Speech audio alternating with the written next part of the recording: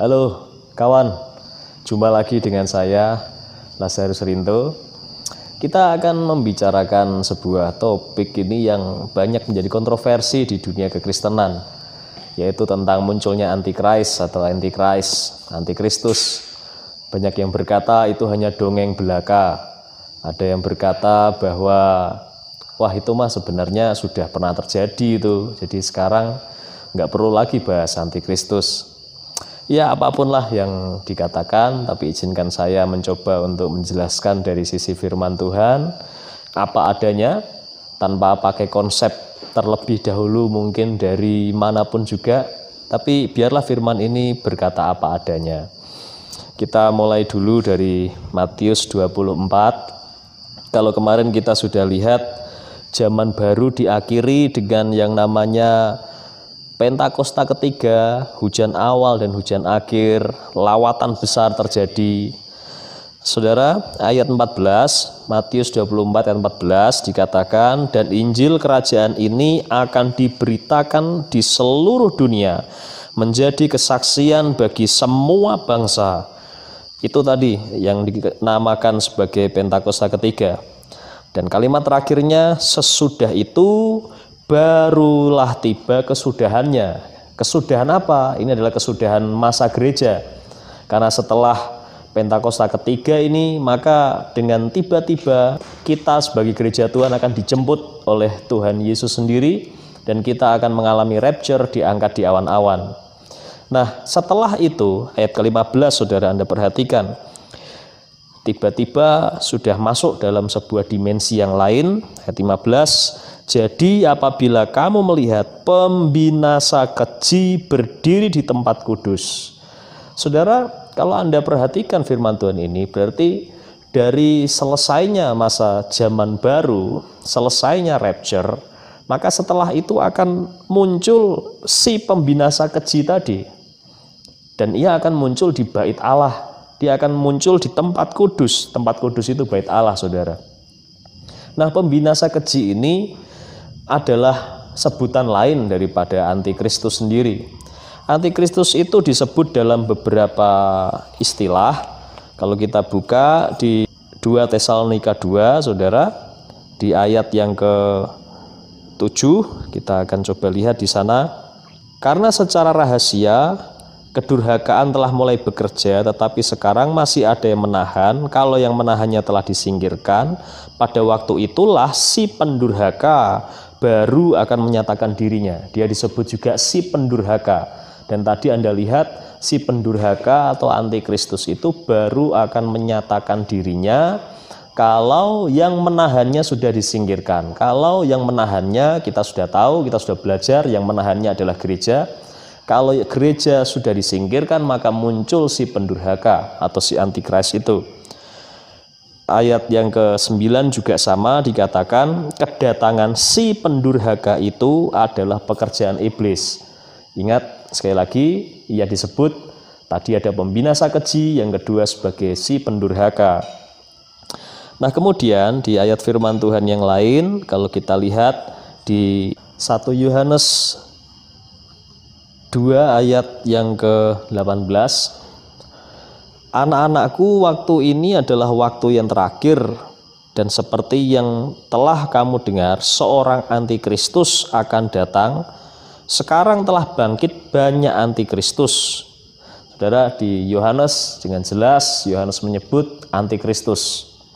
Kemudian kalau kita kembali lagi ke 2 Tesalonika 2 ayat yang ketiga, dikatakan, janganlah kamu memberi dirimu disesatkan orang dengan cara yang bagaimanapun juga, sebab sebelum hari itu haruslah datang dahulu murtad, dan harus dinyatakan dahulu manusia durhaka.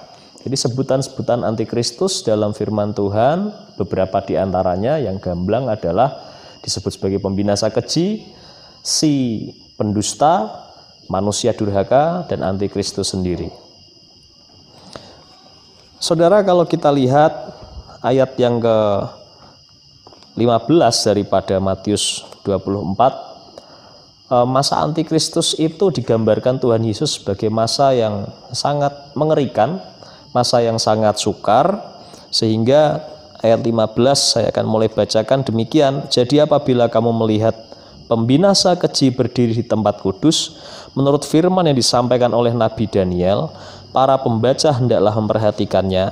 Maka orang-orang yang di Yudea haruslah melarikan diri ke gunung. Yesus sampai menggambarkan kalau bisa orang-orang di Yudea melarikan diri ke gunung. Kenapa? Karena pada masa itu orang-orang yang ikut bersama Yesus, mereka di dalam masyarakat kemungkinan besar, ini sebuah indikasi bahwa kemungkinan besar mereka akan menjadi seperti buronan, menjadi orang-orang yang mungkin akan dianggap melawan pemerintah, penguasa yang ada. Mengapa? Karena pada masa antikris muncul, maka dunia ini sudah berada dalam satu pikiran, satu sistem pemerintahan di mana antikris lah yang memerintah, mungkin tanpa disadari oleh sebagian besar negara-negara di dunia. Jadi ini adalah sebuah sistem yang selalu cara bermainnya halus, saudara. Iblis itu menurut saya jarang sekali bermain dengan tiba-tiba. Iblis itu biasanya mainnya halus, sedikit-sedikit tapi mematikan. Begitu biasanya. Dan sama dengan yang dilakukan Antikris, bahwa pekerjaan yang dilakukan Antikris nanti akan membuat orang-orang yang setia pada Tuhan itu seperti melawan penguasa yang ada, melawan masyarakat pada umumnya, melawan pemerintah pada umumnya. Kemungkinan seperti itu. Ini indikasi, saudara. Nah, kemudian karena itu adalah sesuatu yang kita nggak bisa lawan karena masyarakat pada umumnya, orang pada umumnya tidak setuju dengan kita, maka Yesus sampai bilang lebih baik kamu lari sampai ke pegunungan. Saudara, kalau Anda berpikir kok bisa ya seperti itu, apa sih yang membuat orang sampai dianggap melawan pemerintah dan sebagainya? Tentu saja ini berkaitan dengan regulasi, saudara. Jadi Anda perlu tahu bahwa Antikris akan mencoba masuk dalam setiap regulasi-regulasi pemerintahan di dunia ini. Bukan cuma satu bangsa, tapi seluruh negara di seluruh dunia ini. Itu adalah pemikiran yang muncul dari pemahaman tentang Antikris. Kalau kita sekarang berpikir soal ada globalisasi, dan ada yang menyebutnya sebagai elit global dan sebagainya. Saudara, globalisasi, sistem global adalah sebuah pemikiran juga yang memang itu secara manusiawi itu menguntungkan, membawa kemajuan, tapi sebenarnya itu pun juga sebuah rancangan. Ada sebuah sistem global, sistem yang membuat dunia ini berada dalam satu tatanan, sekalipun negaranya masih berbeda-beda.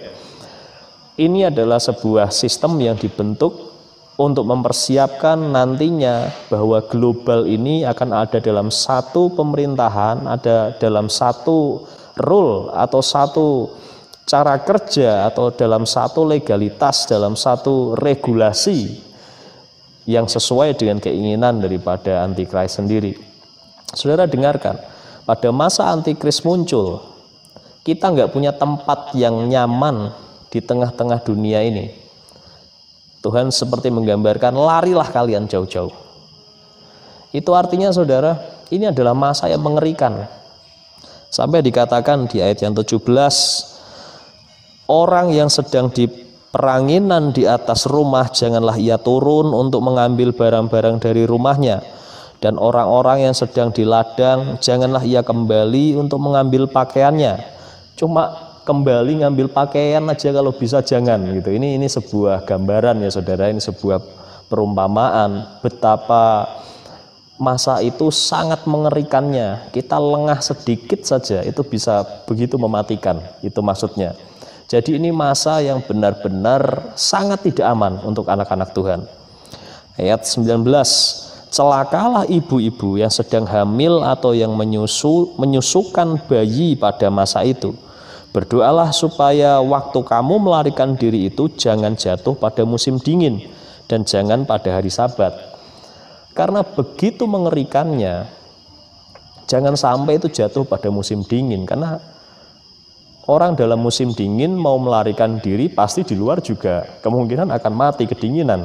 Tapi kalau diam di dalam rumah, tetap tinggal di sana, sedangkan masyarakat di sekitar begitu mengerikan untuk memburu mereka, maka itu pun juga bunuh diri. Jadi serba salah. Saudara, kemunculan antikris itu akan membawa dampak yang sangat mengerikan bagi anak-anak Tuhan, bagi Israel tentu saja. Saudara, Anda perlu mengerti demikian. Saya mau jelaskan bahwa kita gereja Tuhan tidak direncanakan Tuhan untuk mengalami masa antikris ini sebenarnya. Tapi memang sejak sekarang antikris, dan tentu saja dengan pihak-pihak yang berkaitan dengan itu, merencanakan supaya umat Tuhan ada yang tertinggal, tidak ikut diangkat di masa pengangkatan atau rapture, sehingga mereka nanti akan mengalami masa antikris. Jadi firman Tuhan ketika disampaikan ini, dia berkata yang pertama-tama untuk anak-anak Tuhan yang sekarang mendengarkan berita Injil bahwa kalau kamu seandainya tertinggal, kamu harus hati-hati, sungguh-sungguh. Tapi yang kedua, saudara, saya mau berkata bahwa ini adalah untuk Israel sendiri. Israel itu ada satu bagian yang sebenarnya percaya pada Yesus. Dan saya tidak tahu apakah semua dari mereka yang percaya Yesus itu termasuk dalam kategori yang hidup dalam pengurapan Kristus seperti yang kita bahas kemarin. Seandainya tidak, maka si Israel sendiri pun yang tidak masuk dalam kategori pengurapan Kristus, mereka tentu saja akan sama-sama ditinggal. Nah, itu sebabnya Yesus bicara tentang hal ini. Saudara, saya tidak menginginkan kita bermimpi akan melihat kejadian ini. Dan saya harap Anda jangan ada yang berkata bahwa mana buktinya, bener nggak nih yang diomongin soal firman ini? Toh antikrisnya belum muncul. Loh, kalau Anda berharap melihat antikris muncul, itu artinya Anda nggak diangkat dong. Betul kan? Karena antikris akan muncul setelah gereja Tuhan diangkat. Jadi maksud saya adalah yang pertama, Anda mesti fix mengerti bahwa ketika antikris muncul itu adalah masa yang sangat berat untuk anak-anak Tuhan. Makanya disebut sebagai Great Tribulation atau masa kesengsaraan besar yang mungkin orang yang tertinggal akan sangat sulit sekali untuk bertahan dalam imannya karena begitu berat aniaya dan penyiksaan dan apapun juga yang direncanakan antikris itu untuk kita-kita. Anda harus fix mengerti hal ini bahwa itu masa yang sebenarnya kalau Anda lihat itu akan menjadi masa yang tidak pernah Anda inginkan terjadi atau Anda lihat dalam hidup Anda. Itu masa yang sangat mengerikan. Begitu singkatnya. Nah, yang kedua, kita ini sudah diprediksi, sudah direncanakan Tuhan untuk tidak mengalami itu. Itu rencana Tuhan. Jadi saya harap Anda mengerti sebisa mungkinlah Anda untuk menjadi orang-orang yang hidup dalam pengurapan Kristus, sehingga tidak perlu Anda melihat atau mengalami masa antikris itu. Demikian saudara. Saya harap Anda bisa memahami betapa mengerikannya masa antikris.